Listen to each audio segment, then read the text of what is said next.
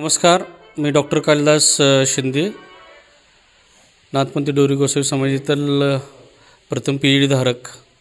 आज या शिक्षणाच्या प्रभावापर्यंत पोचलो. पण पुढे जात असताना माझी जी सहोदर भावंडं आहेत, म्हणजे पाला बिराडावरती फिरणारी जी भटक्या जमातीतली मुलं आहेत, भिक्षेकरी भटक्या जमातीतली मुलं आहेत, ती आजही शाळाबाह्य फिरताना दिसली, भिक्षा मागताना दिसली. तर ह्या मुलांना शिक्षणाच्या प्रवाहात आणण्यासाठी एक वही एक पेन हे अभियान मी सुरू केलेलं आहे.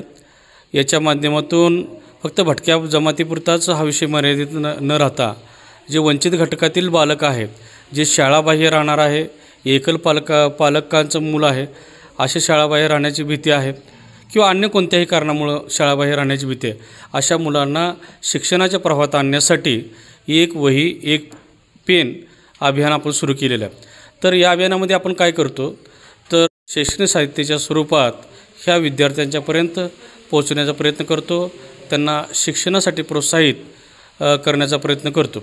दिगंची परिसरातील नागरिकांच्या माध्यमातून या अभियानासाठी कसा प्रतिसाद मिळाला? दिगंचित आता जर बघितलं तर सुरुवातीला तर अनास्था जास्त दिसते. 1 ते 2 लोकांनी फक्त दिगंची परिसरामध्ये आता मदत केलेली आहे.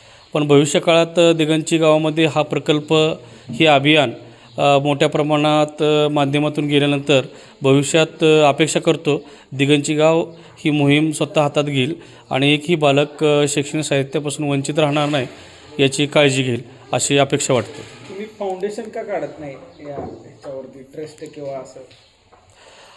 याच्या संदर्भात अक्षरधारा म्हणून 2007ला मी एक संस्था रजिस्टर केली होती, पण जास्त प्रमाणात त्याचं काम वाढवलं गेलं नाही.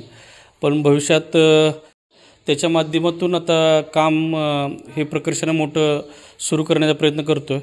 त्या संस्थेकडे भले मित्रांनी संस्था रजिस्टर केली असली तरी त्या संस्थेच्या माध्यमातून त्या संस्थेचं भाग भांडवल 3,000 रुपयेच आहे. तुटपुंजा निधी आहेत, ते स्वतः मदत करू शकत नाही. त्यामुळं जनमानसामधून क्राऊड फंडिंगच्या माध्यमातून सध्या हे अभियान राबवायचा माझा विचार आहे. सध्या मला कोणतेही अनुदान किंवा कोणताही NGOचा सपोर्ट मिळताना दिसत नाही.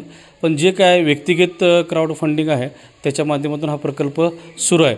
आज दिगंची येथे साधारणतः 15 मुलांना आपण पूर्ण शैक्षणिक साहित्य जे वर्षभर त्यांना पुरेल इतकं आज दिगंचीमध्ये आपण वाटप केलेलं आहे.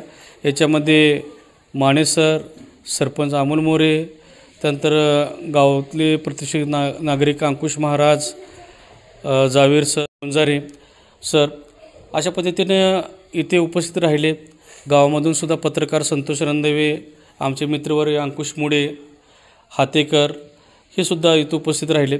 त्यानंतर केंगार सरांच्या बालकाच्या डोळ्याचा प्रश्न होता, हे सुद्धा ह्या अभियानाच्या माध्यमातून कुठं ना कुठं तिथला वाचा फुटते. त्यासाठी आम्ही इथून पुढं आव्हान करणार आहोत. फक्त आमचं फक्त एक वही एक पेन अभियान जर असलं तर त्याच्यामधून असंख्य जे प्रश्न आहेत भटक्यामुक्तांचे, मागासवर्गीयांचे, वंचितांचे, ते पुढं आणण्याचा प्रयत्न मी करतो आहे. कारण आज कसं आहे की आज लोकांना वाटतं की स्थायिक आहेत, त्यांचे प्रश्न सुटलेले आहेत, पण तसं नाही.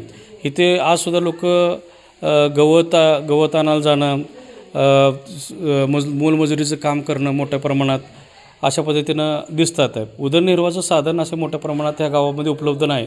भविष्यामध्ये उदरनिर्वाहाची साधनं कशी निर्माण करता येईल याच्या मोठ्या पद्धतीनं महाराष्ट्रभर कशा पद्धतीनं जाईल याच्यासाठी सुद्धा प्रयत्न करणार आहे. अभियानाच्या माध्यमातून आता जे कोणी हा व्हिडिओ पाहत आहे या लोकांना तुमचं आव्हान काय आहे? मी सर्व समाजातील घटकांना, मान्यवर, साहित्यिक, डॉक्टर, कोणतेही सर्व क्षेत्रातले मान्यवरांना मी आवाहन करतो की या अभियानामध्ये आपण एक वही एक पेन देऊन सहभागी व्हावं आणि कोणतेही बालक समाजामधलं वंचित राहणार नाही ही आपली जबाबदारी आहे. कारण काय, हे संसाधन रहित लोक आहेत, रिसोर्सलेस लोक आहेत. तर यांना आपण साधनाची उपलब्ध करून देणं ही आपली गरज आहे. आज जर हे लोक कॅपेबल असते, सक्षम असते, तर ते आपल्यापुढे मदतीचं आवाहन करण्यासाठी आलेले नसते. त्यांना कसं आपण सक्षम बनवू ही आपली जबाबदारी आहे आणि शिक्षणाच्या प्रवाहात कसं जोडू ही आपली जबाबदारी आहे. तर भिक्षामुक्त समाज, झोळीमुक्त